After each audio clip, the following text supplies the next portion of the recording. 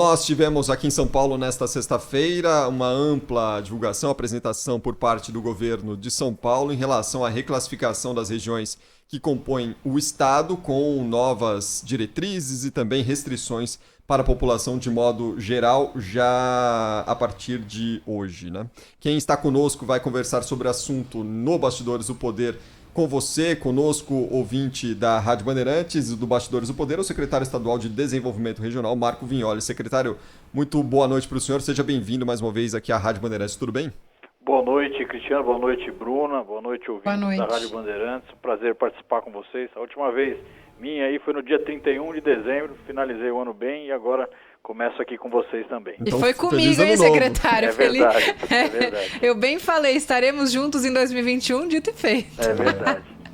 Duro que eu acho que vai ser recorrente, viu, secretário? Afinal, ninguém imaginava que a gente poderia voltar, apesar de todos os alertas que a gente vem acompanhando nas últimas semanas, mas, fato consumado, a gente tem um retrocesso aí no esquema de flexibilização do Estado. O que vai mudar para a população de modo geral e o que os senhores esperam com essas medidas adotadas a partir desta sexta-feira? É verdade, nós temos um reflexo das aglomerações de fim de ano, né, o reflexo também dessa segunda onda que ocorre no mundo todo, no Brasil não é diferente, e aqui no estado de São Paulo também. O que a gente pode observar é que dessa vez a pandemia, se num primeiro momento teve uma maior contundência na capital, na Grande São Paulo, agora é puxada pelo interior do estado. Para você ter uma ideia, o interior tem 50% da população do estado e 70% dos casos ocorridos na última semana epidemiológica. Então, esse aumento de intensidade de forma mais intensa no interior e no litoral, mas também de forma intensa na Grande São Paulo e na região metropolitana. Portanto, hoje aumentamos as restrições, nós tivemos um crescimento grande na ocupação de leitos de UTI, estamos em 71,1% de ocupação na média do estado de São Paulo, com algumas regiões acima de 75%. Essas que estão acima de 75%,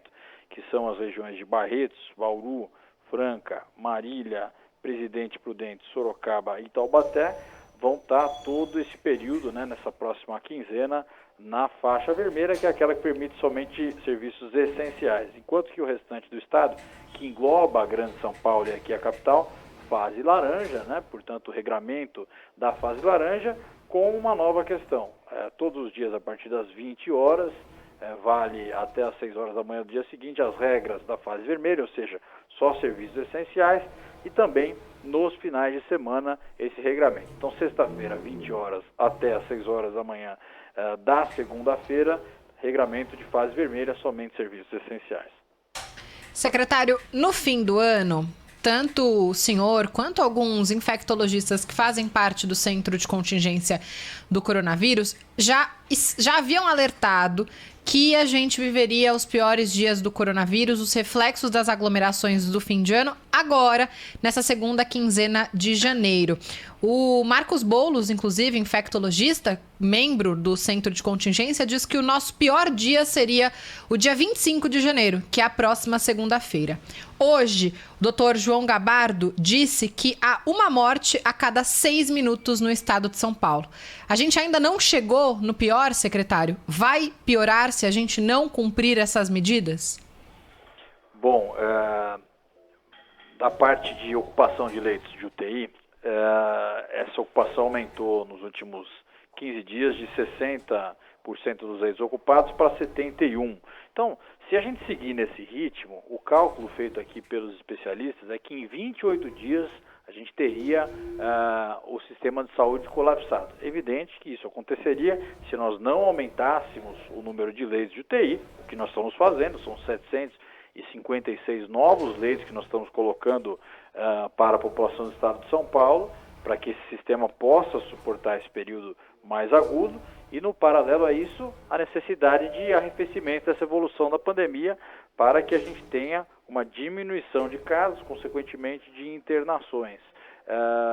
Nós vamos observando dia após dia. O que nós podemos com certeza afirmar é que no interior, por exemplo, a semana passada foi a semana com maior número de casos desde o início da pandemia.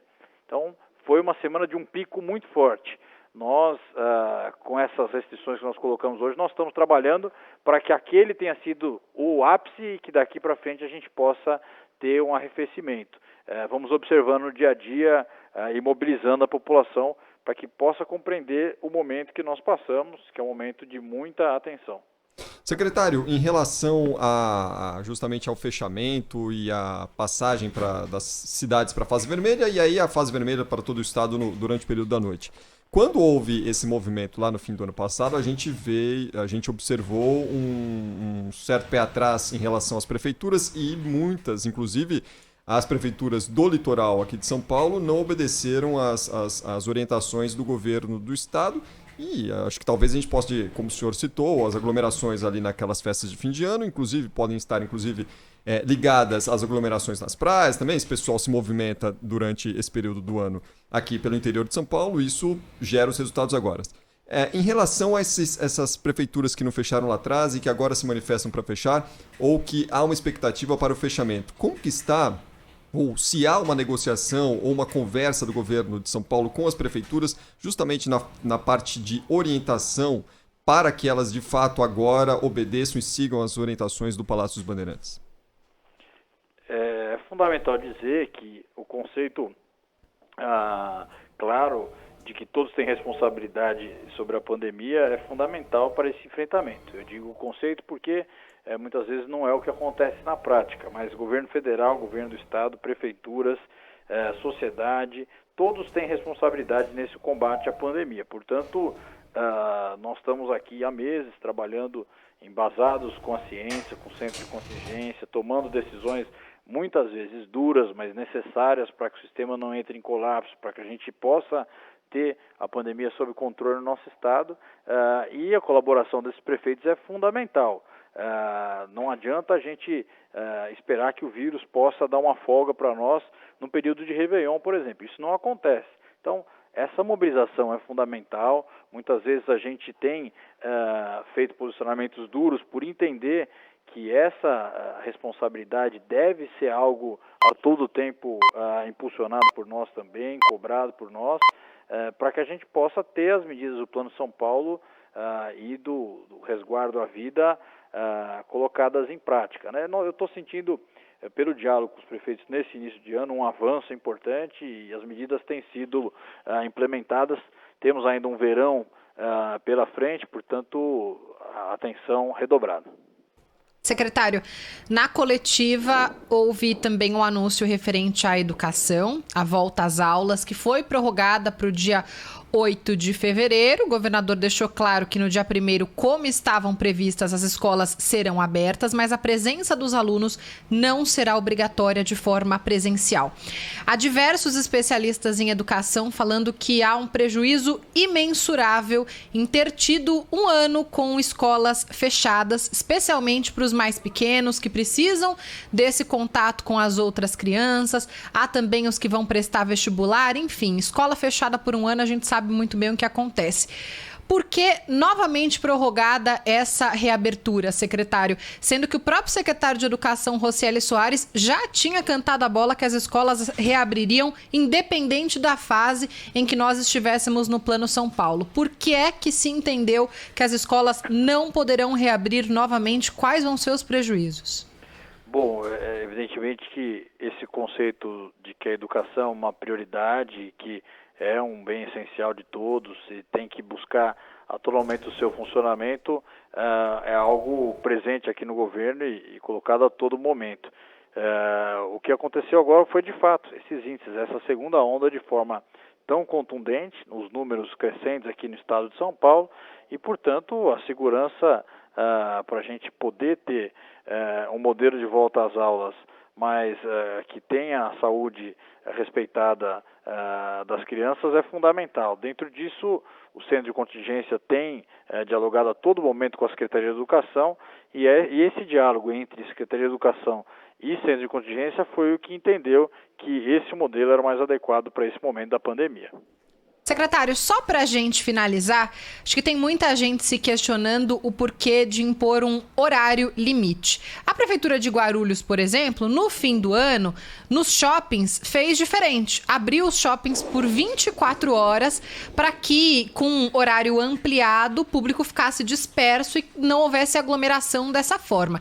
Essa é uma linha de raciocínio de grande parte da população. Por que é que as coisas precisam funcionar por 8 horas por dia? Se fosse ampliado, teria mais gente em outros horários, enfim, esse fluxo funcionaria melhor. Por que impor um horário? A gente sabe que o coronavírus está aí 24 horas por dia, todos os dias, 8 da noite ele não vai para casa como nós, né? Sem dúvida. Bom, o conceito estabelecido pelo centro de contingência, pelos infectologistas, é de que nós temos uma lotação máxima, né, naquele estabelecimento, né, e dentro disso um horário de funcionamento. Portanto, o que está, se respeitadas as duas regras, você vai ter menos gente, né, menos fluxo de pessoas, menos contato entre pessoas, porque é um período menor com um contingente de pessoas estabelecido. Então, essa é a norma que, evidentemente, não foi inventada aqui, o mundo inteiro utilizou e que também São Paulo trabalhou ao longo de todo esse período. É também fundamental dizer que nós observamos ao longo desse último período o contágio do coronavírus entre pessoas mais novas, né, entre pessoas mais jovens, né, e mesmo essas pessoas têm vindo a óbito por conta do Covid-19. Então, é por isso que essas medidas, para que a gente possa não ter ainda esse tipo de aglomeração em bares, por exemplo, que o centro identificou como prioritárias para esse momento que nós passamos da pandemia. Secretário Marco Vignoli, secretário de Desenvolvimento Regional aqui do Estado de São Paulo, muito obrigado pela atenção conosco aqui na Rádio Bandeirantes. Boa sorte, bom trabalho para os senhores. Eu que agradeço, deixo aqui uma saudação a todos vocês, sempre à disposição. Obrigada, secretário. Muito obrigado.